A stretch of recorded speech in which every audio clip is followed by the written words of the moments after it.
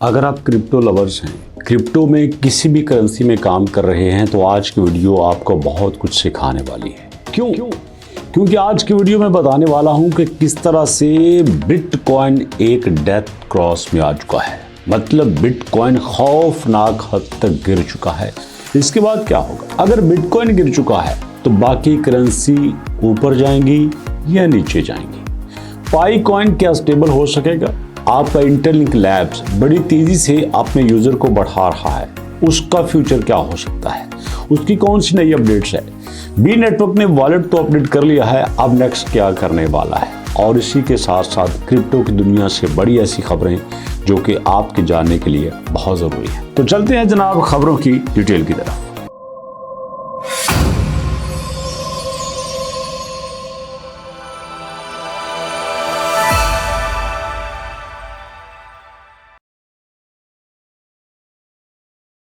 बिस्मिल्लाहिर्रहमानिर्रहीम, अस्सलाम वालेकुम। दोस्तों, सबसे पहले बात कर लेते हैं बिटकॉइन की कि बिटकॉइन डेथ क्रॉस में कैसे आया है। ये देखिए, इस वक्त बिटकॉइन चल रहा है 95,000 पे, जबकि पिछले 24 घंटों में ये 93,000 पे भी रहा है। एक्सपर्ट का ये मानना है कि इसी तरह से अगर ये बारिश ट्रेंड में रहा तो भैया ये 83,000 पे भी आ सकता है।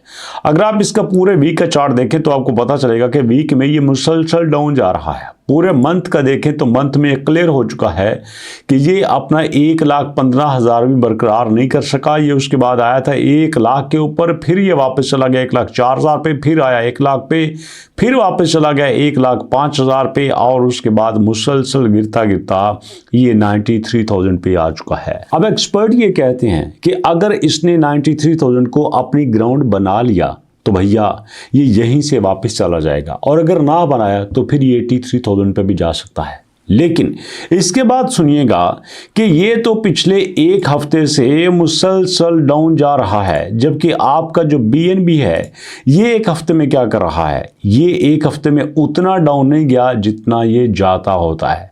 सिर्फ 998 से 950 तक आया है। इसकी डाउन की पोजीशन वो नहीं है जो आपके बिटकॉइन की है।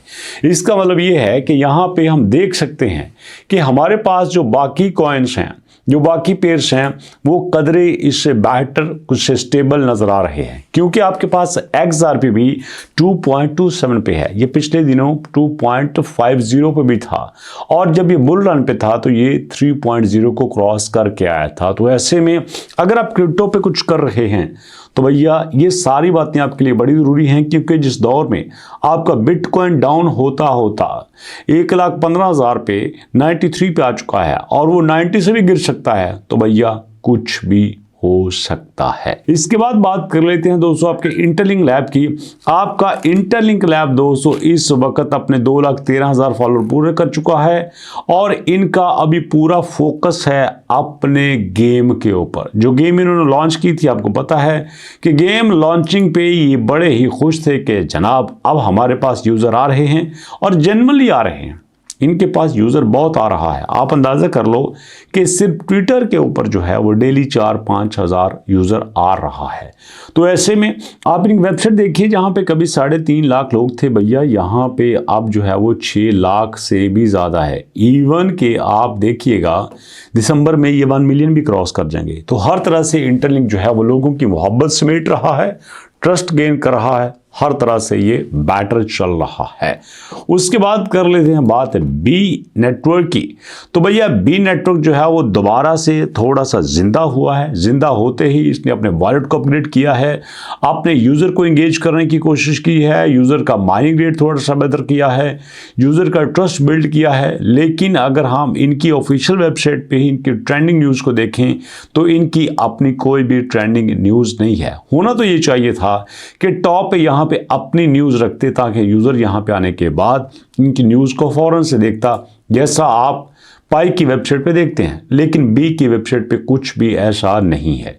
या तो बी जो है वो ओवर कॉन्फिडेंट है, या फिर बी नेटवर्क जो है वो जानबूझ के यूज़र को इग्नोर कर रहा है। तो ऐसे में मैं इसकी पॉलिसी इत्तेफाक नहीं करता, बट ये ज़रूर समझता हूँ कि यहाँ पे बी नेटवर्क अगर यूज़र को साथ मिला लेता है तो ये किसी भी तरह से बड़े बड़े कॉइन को टक्कर दे सकता है।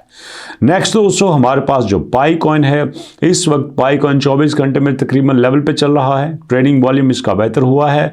मार्केट कैप 1.8 पे है जो कि तकरीबन 90% डाउन है और इसका सर्कुलेटिंग सप्लाई भी थोड़ा सा बड़ा हुआ है। और अगर दोस्तों हम इसकी लेटेस्ट अपडेट्स को देखें कि यहाँ पे इसके साथ मार्केट में क्या हो रहा है, तो आपको बताता चलूँ कि पिछले दिनों जो इसकी ट्रांजैक्शंस हुई हैं उसमें जो बड़ी से बड़ी ट्रांजैक्शन है वो सिर्फ 5 लाख की है। इसका मतलब ये है कि यूज़र स्टक हो चुका है, इन्वेस्टर रुक गया है, वो इसमें पैसा नहीं डालना चाहता क्योंकि पाई के अंदर 5 लाख की ट्रांजैक्शंस कुछ भी नहीं है, जिसके ऊपर 30,000, 35,000, 40,000, 20,000 पाई कॉइन की बिड चल रही हों, उसकी डोमेन्स के ऊपर वहाँ पे 5 लाख की ट्रांजैक्शंस क्या मायने रखती है?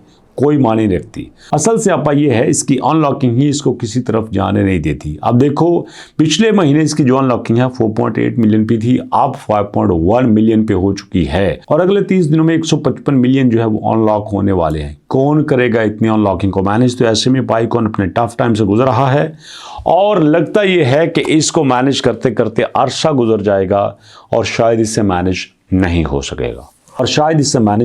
सकेगा। तो ऐसे में अगर आप पाई पे इंटरेस्टेड हैं तो बी पेशेंस, वेट कीजिएगा। आपको कुछ भी एक्शन लेने की जरूरत नहीं है क्योंकि पाई अभी स्टेबल पोजीशन में नहीं आ रहा। अगर मैं ओवरऑल बात कर लूं तो भैया हमारी क्रिप्टो में भी कुछ ऐसा नहीं है जो कि आपको स्टेबल नजर आए, क्योंकि यहाँ पे सारे कॉइन ही मुर्दा हुए आपका क्या ख्याल है? अपना फीडबैक दीजिएगा और इंशाल्लाह मुलाकात करेंगे नेक्स्ट वीडियो में।